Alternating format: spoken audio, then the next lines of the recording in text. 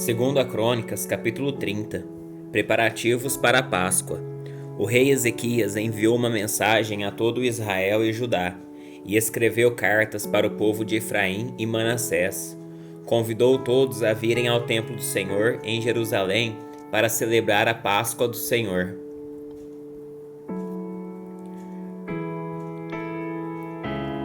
O Deus de Israel.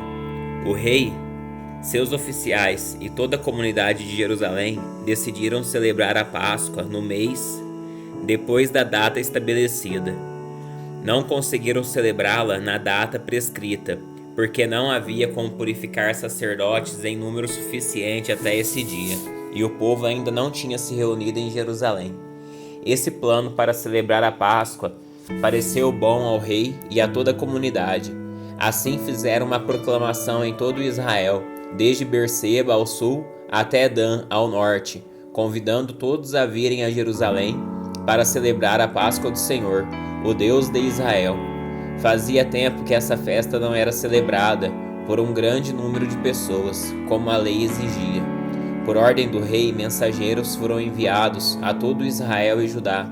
Levavam cartas que diziam: Ó israelitas, voltem para o Senhor, o Deus de Abraão, Isaque e Israel, para que ele se volte para nós, aos poucos que sobrevivemos à conquista pelos reis assírios. Não sejam como seus antepassados e parentes que foram infiéis ao Senhor, o Deus de seus antepassados, e se tornaram objeto de desprezo, como vocês mesmos podem ver. Não sejam teimosos como eles foram, mas submetam-se ao Senhor. Venham a este templo que ele consagrou para sempre. Adorem o Senhor seu Deus, para que sua ira ardente se desvie de vocês. Pois se voltarem para o Senhor, seus parentes e seus filhos serão tratados com bondade por aqueles que os capturaram e voltarão a esta terra. Pois o Senhor seu Deus é cheio de graça e compaixão. Não os rejeitará se voltarem para ele. A celebração da Páscoa. Os mensageiros foram de cidade em cidade, em Efraim e Manassés, e até o território de Zebulon, mas a maioria do povo riu e zombou deles. Contudo, alguns de Azer, Manassés e Zebulão se humilharam e vieram para Jerusalém. Ao mesmo tempo, a mão de Deus estava sobre o povo da terra de Judá, dando-lhes um só coração para obedecer às ordens do rei e de seus oficiais, conforme a palavra do Senhor. Assim, uma grande multidão se reuniu em Jerusalém no segundo mês, para comemorar a festa dos pães sem fermentos. Começaram a trabalhar e removeram os santuários idólatras de Jerusalém. Também removeram todos os altares de incenso e os jogaram no vale de Cedron. No 14º dia do segundo mês, o povo abateu o cordeiro pascal. Isso deixou os sacerdotes e levitas envergonhados. Por isso se purificaram e trouxeram holocaustos ao templo do Senhor. Tomaram seus lugares no templo, conforme a instrução da lei de Moisés. Homem de Deus, os levitas trouxeram sangue dos sacrifícios para os sacerdotes, que o aspergiram sobre o altar. Visto que muitas pessoas não haviam se purificado, os levitas tiveram de abater para elas o cordeiro pascual, a fim de consagrá-las ao Senhor. A maioria dos que vieram de Efraim, Manassés, Isacar e Zebulão não havia se purificado, mas o rei Ezequias orou por eles e foi permitido que comessem a refeição pascal, embora isso fosse contrário aos requisitos da lei. Pois Ezequias orou que o Senhor, que é bondoso, perdoe aqueles que resolveram buscar o Senhor, o Deus de seus antepassados, mesmo os que não estejam devidamente purificados conforme os padrões do santuário. E o Senhor ouviu a oração de Ezequias e perdoou o povo. Então os israelitas que estavam em Jerusalém comemoraram com grande alegria durante 7 dias a festa dos pães sem fermento. A cada dia os levitas e os sacerdotes louvavam o Senhor com instrumentos ressoantes. Ezequias elogiou todos os levitas pela aptidão que demonstraram no serviço ao Senhor. A celebração prosseguiu por 7 dias. Apresentaram ofertas de paz e o povo agradeceu ao Senhor, o Deus de seus antepassados. Toda a comunidade resolveu continuar com a festa por mais 7 dias, de modo que celebraram com alegria por mais uma semana. Ezequias, rei de Judá, deu à comunidade 1000 novilhos e 7.000 ovelhas para as ofertas, e os oficiais deram 1000 novilhos e 10.000 ovelhas e cabras. Nesse meio tempo, muitos outros sacerdotes se purificaram. Toda a comunidade de Judá se alegrou, incluindo os sacerdotes, os levitas e todos que vieram da terra de Israel, os estrangeiros residentes em Israel que vieram para a festa e todos que moravam em Judá. Houve grande alegria em Jerusalém, pois a cidade não via uma celebração como essa desde os dias de Salomão, filho do rei Davi.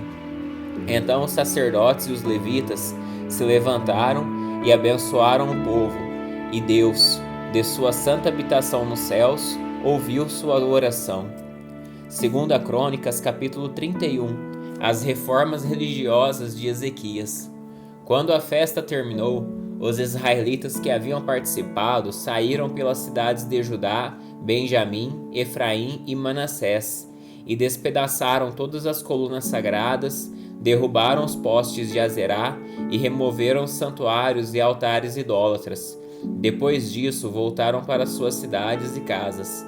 Ezequias organizou os sacerdotes e os levitas em divisões, para oferecerem os holocaustos e as ofertas de paz, e para servirem, darem graças e louvarem ao Senhor junto às portas da habitação do Senhor. O rei também contribuiu pessoalmente com animais para o holocausto diário da manhã e da tarde, e para os holocaustos dos sábados, das festas da lua nova e das festas anuais prescritas pela lei do Senhor. Além disso, ordenou ao povo de Jerusalém que trouxesse uma parte de seus bens para os sacerdotes e os levitas, a fim de que pudessem se dedicar inteiramente à lei do Senhor. Quando os israelitas souberam dessa exigência, responderam generosamente e trouxeram a primeira porção de seus cereais, do vinho novo, do azeite, do mel e de tudo que os campos produziam.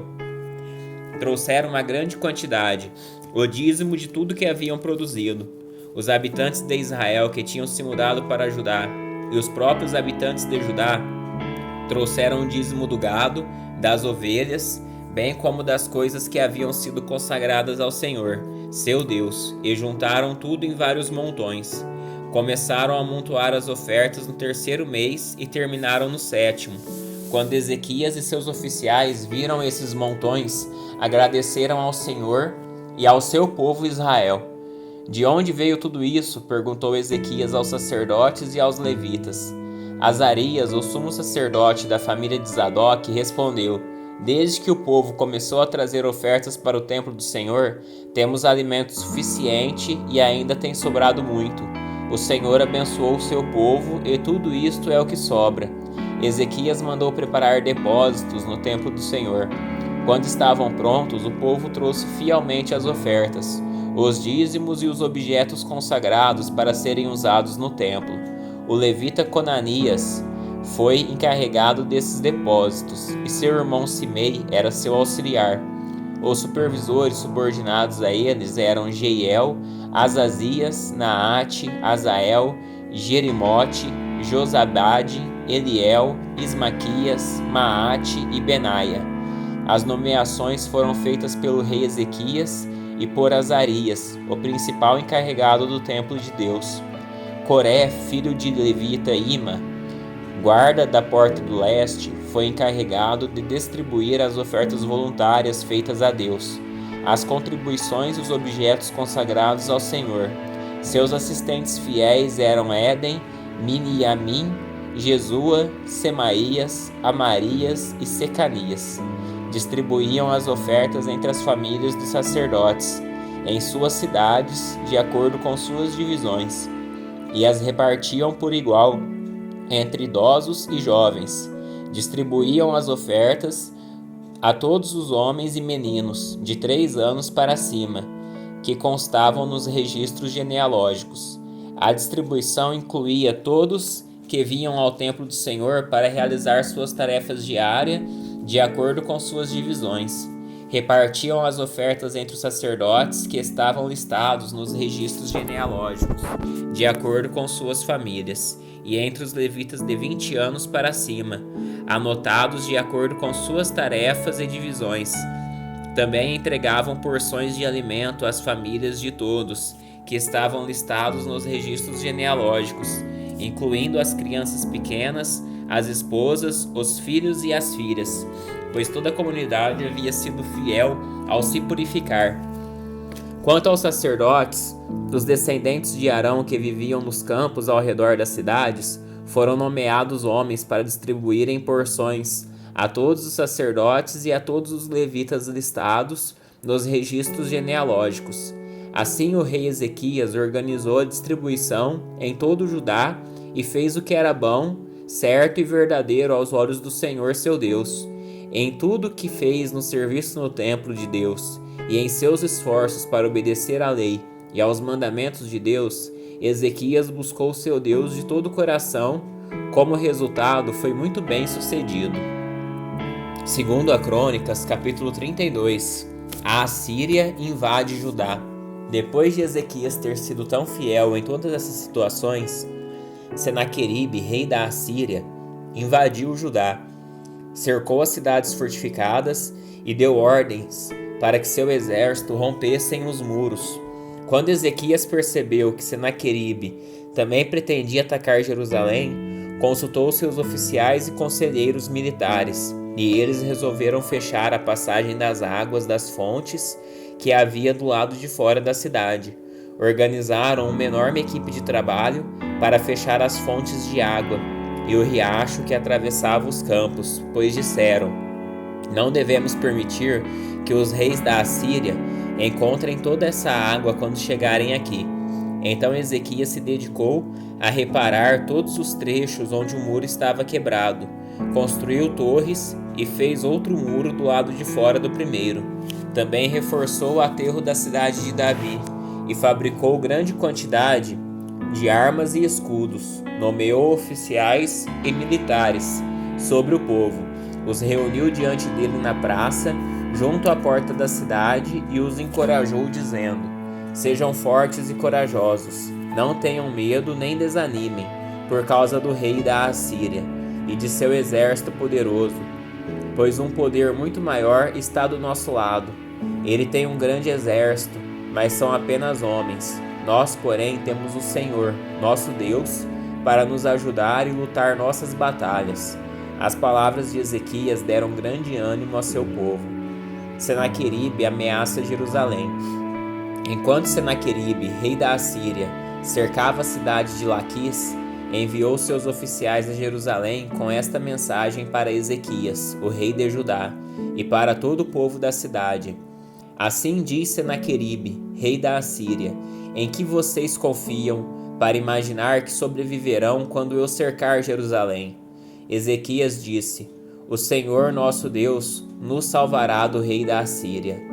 Não é verdade. Ele está enganando vocês e os condenando a morrer de fome e sede. Não percebem que o próprio Ezequias destruiu todos os santuários e altares do Senhor?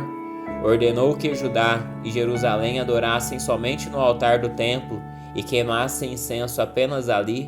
Sem dúvida vocês sabem o que eu e os reis da Assíria antes de mim fizemos, e a todos os povos da terra.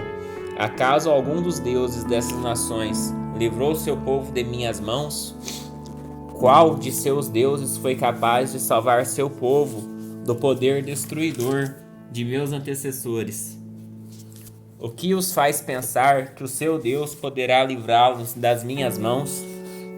Não permitam que Ezequias os engane. Não se deixem iludir por ele. Volto a dizer, nenhum Deus de qualquer nação ou reino foi capaz de livrar seu povo das minhas mãos ou das mãos de meus antepassados. Muito menos o Deus de vocês o salvará de meu poder. Os oficiais de Senaqueribe zombaram ainda mais do Senhor Deus e de seu servo Ezequias. O rei Senaqueribe também enviou cartas insultando o Senhor, o Deus de Israel.